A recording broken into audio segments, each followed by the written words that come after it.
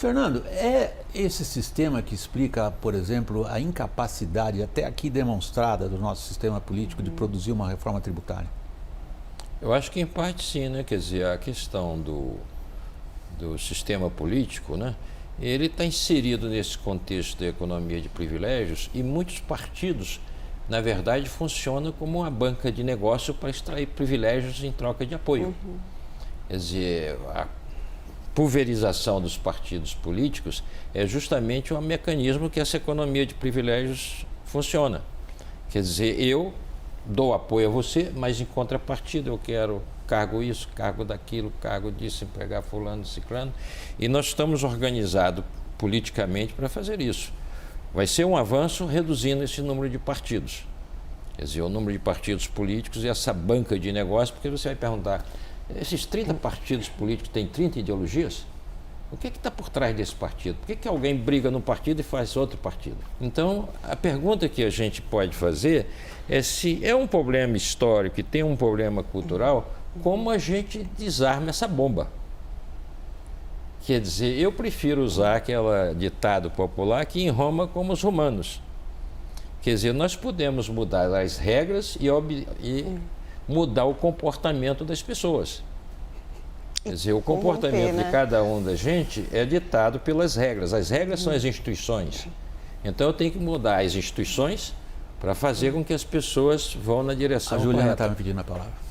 Então, mas as instituições também são instituições de privilégios em muitos aspectos. Essa é a questão. Se a gente faz uma abordagem de como funciona o Congresso, de cotão, eu tenho certeza que sobretudo na perspectiva do empresariado, de que não é bacana saber que tem cotas e mais cotas. Eu estou enganada?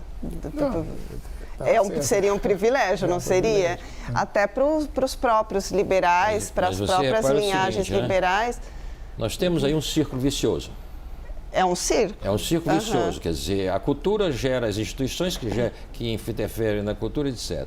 E você tem que chegar e fazer uma operação. Aonde é que eu vou cortar?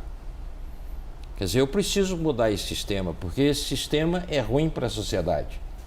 É uma sociedade que, pegando os números, para a gente pegar com os números, né, entre 45 e 60, o Brasil cresceu em média quase 3,5%, 3,4%.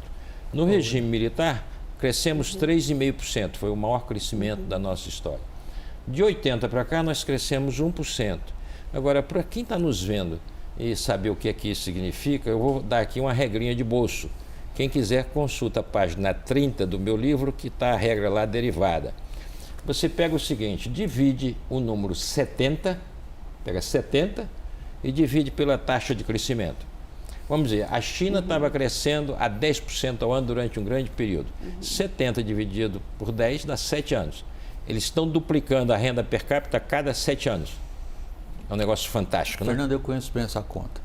Nós precisamos de 25 anos para chegar à metade de Portugal se a gente conseguir manter esse crescimento de hoje. No caso brasileiro, 20 anos, é 3,5%. Ou seja, estamos presos na armadilha da renda média. 70 anos, 70 dividido por 1.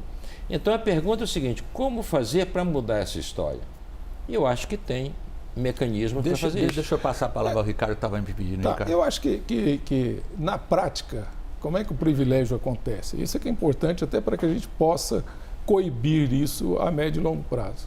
Então, tem um número recente, por exemplo, estou falando do meio empresarial, que para você produzir no Brasil é 1,5 trilhão a mais do que a média dos países da OCDE. Lembrando que há 2 dias recebemos um convite da OCDE. Então, o empresário ele tem problema, por exemplo, com a área financeira. A área financeira, para emprestar um dinheiro a custo competitivo, ele quer que a empresa se consolide, ele quer que a empresa tenha poucos concorrentes. Essa empresa ela vai ter acesso a um capital mais barato. Ele vai querer que ela tenha um imposto de importação maior para diminuir a concorrência e tal. Então, na prática, no dia a dia, o que o empresário vai buscar? É diminuir essa diferença em relação aos países que ele compete. Só que alguns segmentos fazem isso de uma maneira correta, usando o lobby apropriado.